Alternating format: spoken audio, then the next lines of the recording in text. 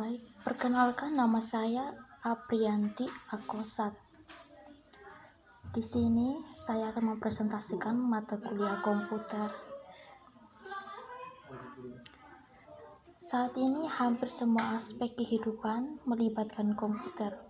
Mengerjakan tugas, menyelesaikan pekerjaan, menikmati hiburan dan multimedia, bermain game, serta berinternet dan aktivitas lainnya. Secara garis besar, komputer terbagi ke dalam dua jenis. Yang pertama, portable seperti laptop, tablet PC, netbook, dan semacamnya. Yang kedua, desktop. Baik, kita langsung saja. Yang pertama, casing komputer. Casing komputer adalah bagian yang menjadi rumah bagi sebagian besar komponen komputer. Mayoritas desktop PC memiliki casing box baik dari plastik ataupun metal. Namun untuk ALO atau yang biasa sering disebut all-in-one PC, casing komputer ini didesain ringkas dan seringkali langsung menyatu dengan layar monitor.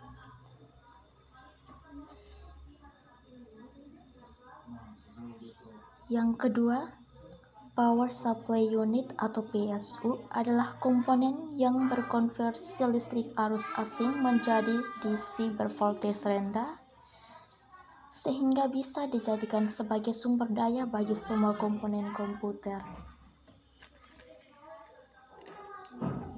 Yang berikut, motherboard. Motherboard adalah papan sirkuit terintegrasi yang menjadi komponen utama dari sebuah komputer.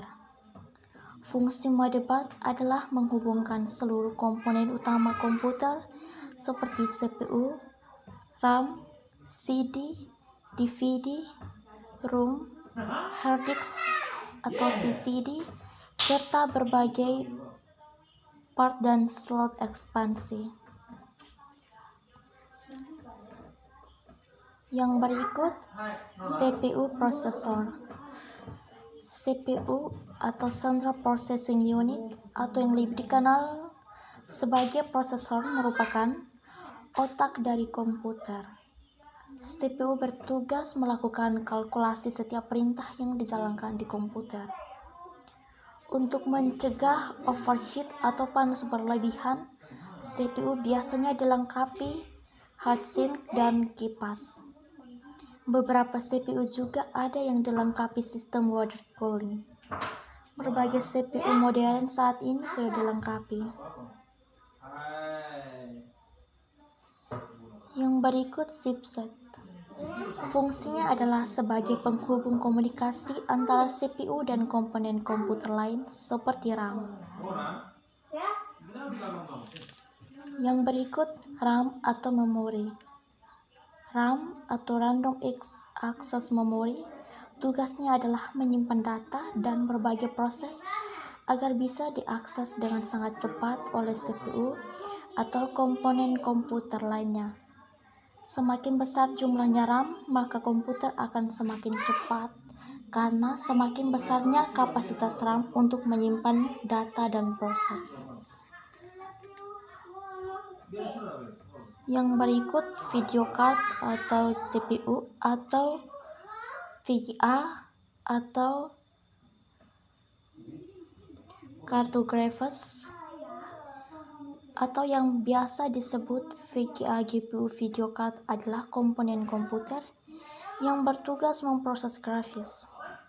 Mayoritas pengguna komputer hanya memerlukan GPU internal atau integrated, tetapi Camel, animator, designer, dan sebagainya memerlukan dedicated GPU yang memiliki kapasitas besar sehingga bisa memproses grafis berat. Yang berikut ROM. ROM atau Read Only Memory adalah tempat simpannya virtual. BIOS dan pengaturannya komputer modern terbaru saat ini mayoritasnya sudah menggunakan Wi-Fi dan tidak lagi menggunakan BIOS. Yang berikut baterai CMOS. Ini memberikan daya bagi chip BIOS sehingga pengaturan BIOS dan tanggal tidak hilang dan tetapi berjalan meskipun komputer dimatikan. Yang berikut bus. Ini adalah slot yang bisa menghubungkan berbagai card seperti external graphics card dan sound card ke motherboard. Yang berikut sound card. Hampir semua motherboard memiliki sound card internal untuk memproses suara, namun demikian penggunaan bisa menambahkan juga sound card eksternal jika memang dibutuhkan untuk keperluan tertentu. Yang berikut hard disk atau HDD atau SSD. Hard disk adalah media penyimpan yang bisa digunakan untuk menyimpan data, termasuk juga sistem operasi. Selain HDD atau hard disk drive konvensional, saat ini SSD atau solid state drive juga sudah populer digunakan, terutama di laptop, netbook, atau PC portable lainnya. Dibandingkan HDD, SSD memiliki kecepatan baca atau tulis yang jauh lebih tinggi dan jauh lebih hemat penggunaan daya karena tidak menggunakan komponen mekanik di dalamnya.